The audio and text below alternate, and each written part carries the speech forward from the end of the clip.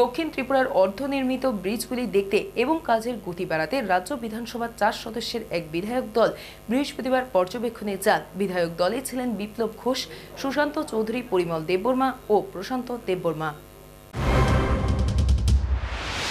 দক্ষিণ ত্রিপুরার অর্ধনির্মিত ব্রিজগুলি দেখতে ও কাজের গতি বাড়াতে রাজ্য বিধানসভার 4 বিধায়কের একটি দল পর্যবেক্ষণে যান বৃহস্পতিবার। শান্তিরবাজার মহকুমার লাউগাং বাজার স্থিত শান্তিরবাজার বিলোনিয়ার বাইপাস রোডে যে ব্রিজটি নির্মিত হচ্ছে সেটি বাম সরকারের আমলে 2007 সালে তৎকালীন মন্ত্রী বাদল চৌধুরী তার শিলান্যাস করেছিলেন। এই ব্রিজটির নির্মাণ কাজ 2010 সালেই শেষ হবার কথা ছিল, কিন্তু 2018 সালে এসেও ব্রিজটির নির্মাণ কাজ সম্পন্ন হয়নি।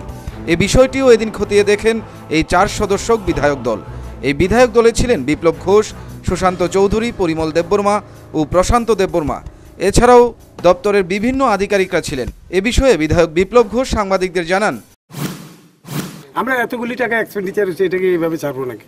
প্রশ্নই আসে না, এটা তো ছাড়ার প্রশ্নই না। তাছাড়া একটা কি জানেন, এই যে ওয়েল কার্ভ সিস্টেমটা, এটা একটা ওল্ড টেকনোলজি, এখন এগুলি হয় না, সব পাইল হয়। পাইল হলে তো এটা কোনো ব্যাপারই ছিল না। তো এগুলি আগের ড্রয়িং ডিজাইন ক্যালকাটা থেকে ডিপিআর করে, তখন তারা এগুলি চেঞ্জ করছে না।